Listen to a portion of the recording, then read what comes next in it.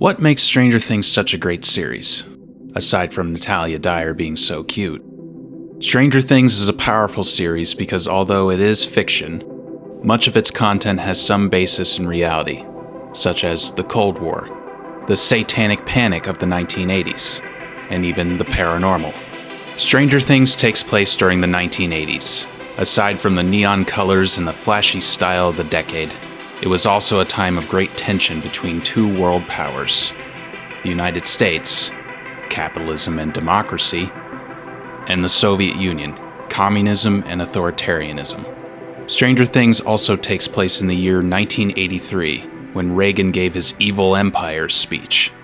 This was also a time where the end of the Cold War was also fought behind closed doors, much like the experiments on 11 and the Soviets inside the mall.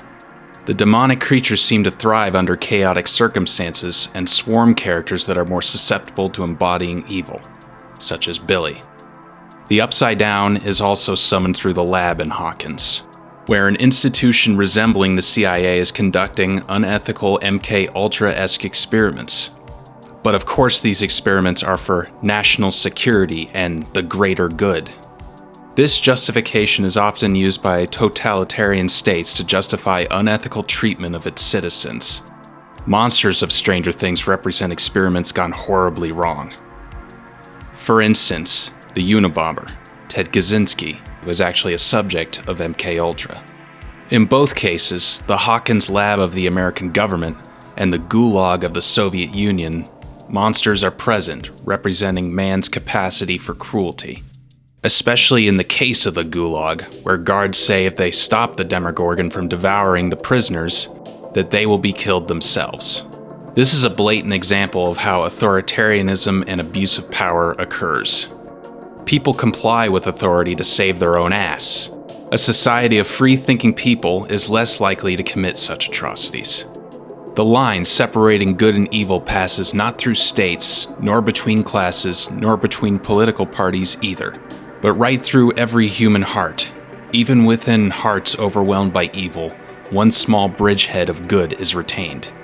And even in the best of all hearts, there remains an uprooted small corner of evil. Thanks to ideology, the 20th century was fated to experience evildoing calculated on a scale in the millions. Alas, all the evil of the 20th century is possible everywhere on Earth. Yet, I have not given up all hope that human beings and nations may be able, in spite of all, to learn from the experience of other people without having to go through it personally. A common complaint towards Stranger Things is that it is pro-American or capitalist propaganda. However, this is not a fair criticism considering the fact that the show clearly depicts unethical behavior on the part of the Soviet Union and the US government. Stranger Things shows how the US government is just as willing to use any means necessary against its enemies and its own citizens as the Soviets were. The government uses Eleven for its own ulterior motives and fears the ramifications of her powers becoming public knowledge. There are a number of attempts to take Eleven from having a healthy, balanced life as a teenager and using her as a subject to counter the Soviets instead. In Season 4, troops storm the Byers' home and there's a shootout. Damn.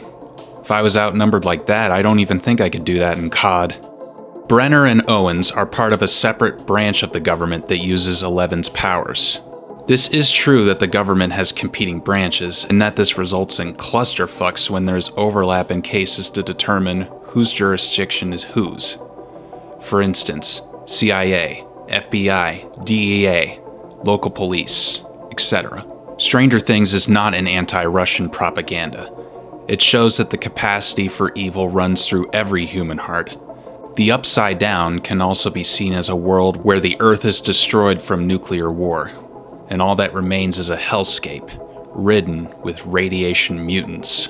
Cold War fears are relevant today as tension between Russia and the Western powers are coming to the surface yet again.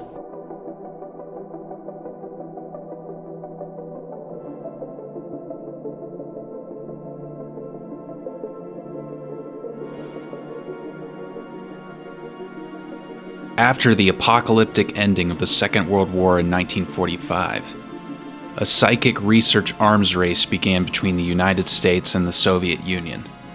The goal of the Cold War was to stay ahead of the opposing faction in weapons, knowledge, science, and research. The United States wanted to outperform the Soviets in every way. The Soviets aimed to find a former secret Nazi occult lab once operated by Heinrich Himmler. The CIA was interested in new methods to control human behavior. One of their first programs attempted to create a truth serum, a secret program in conjunction with the US Army called Bluebird, then Artichoke, and finally MK Ultra. The CIA hired magicians, hypnotists, and witches. Drugs were researched for intelligence use. Shrooms, known as God's flesh, sought after for research. Psychedelic and divination mushrooms that the CIA wanted to be mass-produced, and the project was renamed MK Ultra in 1958. Some types of mushrooms found to bring the truths out of subjects.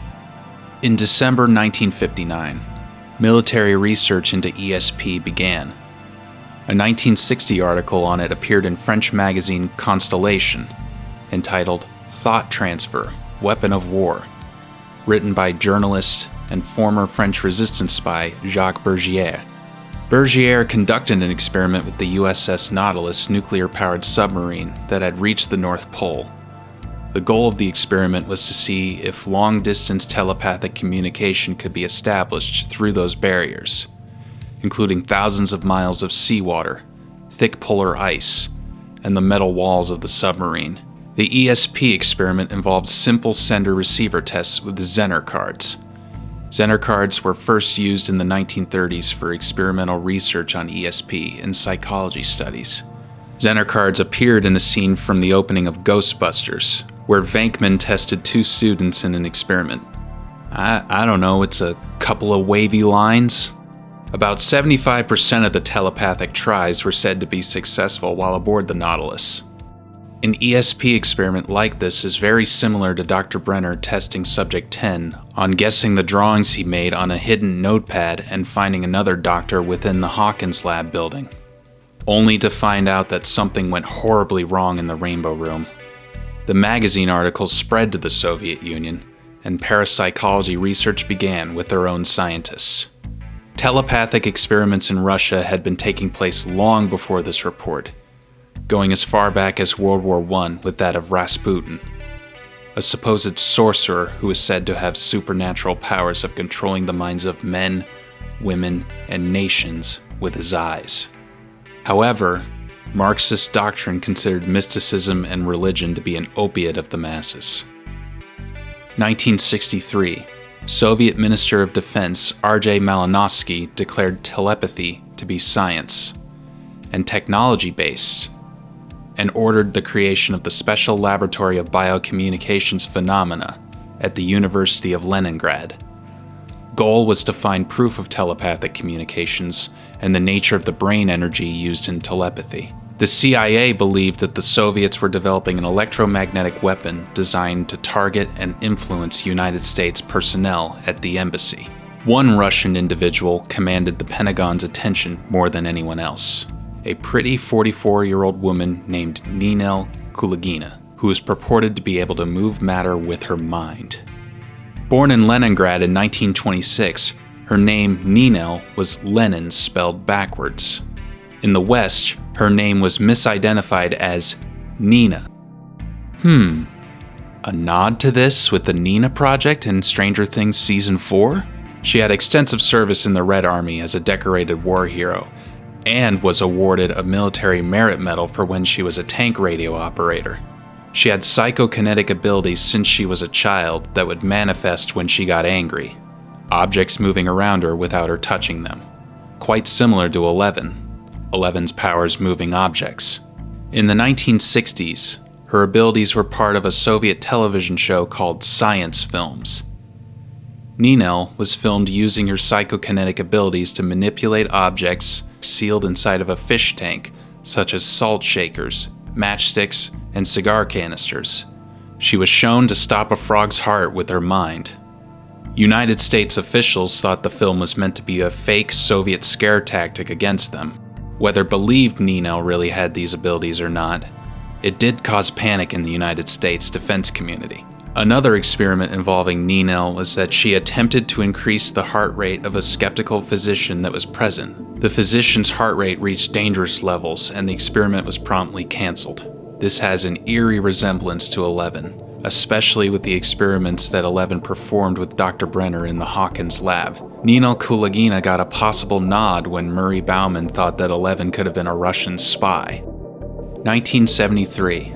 The CIA worked to demonstrate a form of long-distance mental telepathy previously known as traveling clairvoyance. This process was later called remote viewing. Experiments involving an outbounder team that would go to landmarks and mentally record them in their mind, while Ingo Swann would sketch what he perceived was seen while sitting back at the lab.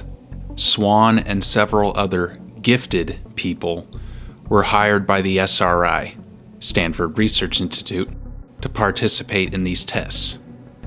Sounds like the experiments done in Hawkins' lab in Season 4, with 10 other test subjects with abilities like 11. Research findings were intended to be published in a national science journal, minus any inkling of CIA involvement. Swann felt like the CIA underestimated his abilities. A voice in Swann's head said, "Try coordinates." Geographic coordinates. Coordinate remote viewing. Swann was given coordinates from CIA agent Kit Green, asked to describe the location in detail. Swann described the area and drew what he saw. Keep in mind, this was before you could just pull up any location with Google Maps on your phone. Another experiment explored the ability to read secret documents. The Soviets could be using extrasensory perception to use espionage and exploit security weaknesses in army and military facilities. Psychokinesis to cause disruptions in electronics and weapons systems. There was some confusion among the ranks on how to counteract the Soviet threat that was beyond understanding. The US could not afford to falsely accuse the Soviet Union of espionage, nor could they have their security compromised by enemy surveillance. To test their own US government personnel in remote viewing, group members were placed in a dark room, eyes closed in a trance-like state in order to practice how to perceive things that weren't there. There was some downtime for participants, in order to help them relax in between experiment sessions. Members practiced yoga, Indian bead art, and painted a massive color mural of the cosmos on the wall of the office. Sounds a lot like the Rainbow Room from Stranger Things. The Army tried to determine if regular soldiers and personnel could learn remote viewing. However, psychics and the Army did not mix. The Hawkins lab also has a striking resemblance to the Monroe Institute, which had colorless walls and a room specifically for remote viewing. The CIA experiments strongly resemble the experience 11 has with her instructor. Rooms with gray walls, a dental chair, and a monitoring room. The sanctuary place described sounds like the blank black space that 11 is in when she uses her powers to remote view a small section of a place to observe her friends. In Stranger Things, there are many examples of 11 being capable of remote viewing. Season 1 had 11 spying on 2 Soviet soldiers having a conversation, and she had to try to make out what they were saying to Dr. Brenner. She was able to locate Will, even though he was in the Upside Down, which was an alternate dimension from the real Hawkins. In Season 2, 11 was able to see Mike in his basement trying to use the radio to try to contact her, as if she was still in the Upside Down. In Season 3, 11 was able to remote view into Mike's basement to spy on him and his friends when she and Max were playing the psychic spin the bottle game. 11 was able to see Billy's bathroom tub filled with ice and Heather's lifeguard bag, then at the abandoned warehouse where Billy had kidnapped Heather. 11 described places she had never been before in memories that weren't hers, such as when she was able to see Billy's childhood memories. In Season 4, 11 was able to look into the past memories of Max when she was a kid in California learning how to skateboard, and later the Snowball Dance, 84. Another element referenced in Stranger Things is the Satanic Panic of the 1980s. That era's social justice warriors took on a different ideological flavor: religious fundamentalism. This group had so much power in the country at the time that our country's president, Ronald Reagan, actually changed a few of his positions so that he would curry favor with them. So what the hell was the deal with the Satanic Panic? During the Satanic Panic, there was a fear sweeping evangelical Christians that rock music, heavy metal, and even Dungeons and Dragons were brainwashing kids into becoming devil worshippers. To be fair, there were a few satanic killings that happened, but not nearly at the level being presented in the media. As for heavy metal brainwashing kids into becoming Satanists, some of whom that were accused were actually Christians themselves. And Dungeons and Dragons? That's just grasping at straws. There are a number of references to the Satanic Panic in Season 4. Take Eddie, for instance, who is accused of killing Chrissy because he was the last person she was with. This is also a reference to drugs corrupting the youth. Eddie is the name of two heavy metal icons, Eddie Van Halen and Eddie, the mascot of Iron Maiden. The jocks, in turn, hunt down Eddie because they believe the Hellfire Club killed her as a satanic sacrifice. This crusade is nothing more than a puritanical witch hunt resembling the Paranoia of the 1980s. Satanic imagery and symbolism was a concern of parents at the time. There were even calls for censorship by that of Tipper Gore. Another reference of the occult is the Upside Down. The Upside Down closely resembles religious descriptions of a hell realm found in Hieronymus Bosch paintings. Thus concludes our analysis of Stranger Things. We've examined the historical, paranormal, and spiritual aspects of what makes Stranger Things more compelling. If you'd like to see more content related to philosophy, personal development, and spirituality, then be sure to hit the like button and subscribe.